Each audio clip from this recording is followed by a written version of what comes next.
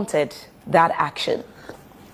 And when Sierra Leoneans kept telling the president, reduce your travel.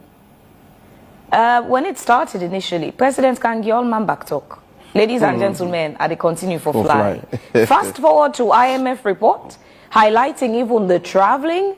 Now the pardon say, it go caution the traveling. Okay. Yeah. So it had to take IMF report, not the voices of the people in the country you govern. Some of those people who even voted for you, who even support you, who love you and are genuinely just criticizing from a good point. You couldn't listen. You had to wait for IMF to decide now that, okay, the trips should be looked into. And suddenly we're at a point now where President is saying we're going to caution our expenditure as a nation. Indeed. And these are all things that people had been complaining about.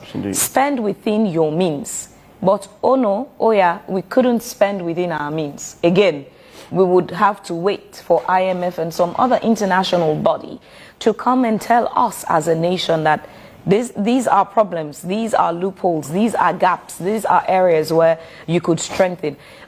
What it makes salon people in your voice not be get that much power for talk to president? Why did it have to take the IMF?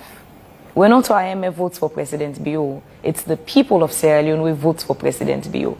How come the IMF in voice become more powerful now to President Bio than the voice of the people of Sierra Leone where President Bio was elected to govern? These are things I really sometimes get confused about.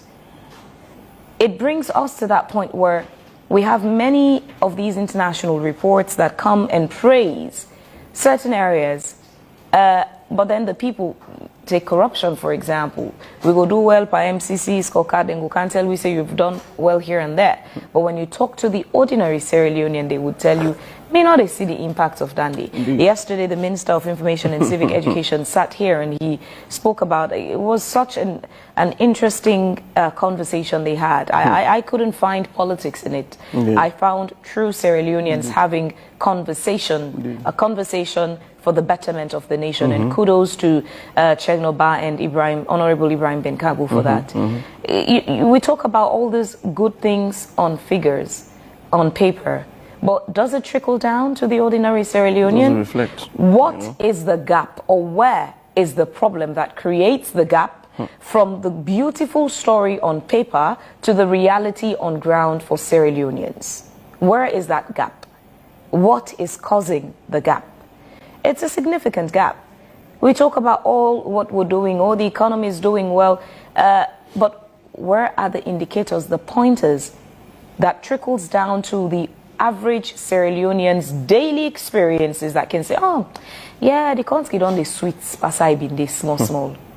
It's just, you know, too many things, man. Really too many things. But it's really disheartening that we had to get to a point for IMF to issue that report with all the other reports put together for President to now give us that New Year Day message. I keep saying that some of these problems that they're solving now, if only they were humble. When I say they, I mean the President Julius Maada Bio-led government. If only they were humble enough the first year, 2 and 3 in office to listen to people, get the right people to support them, we probably would not have been where we are today. Exactly. They started with a lot of arrogance when Professor David Francis was chief minister. There was a lot of arrogance.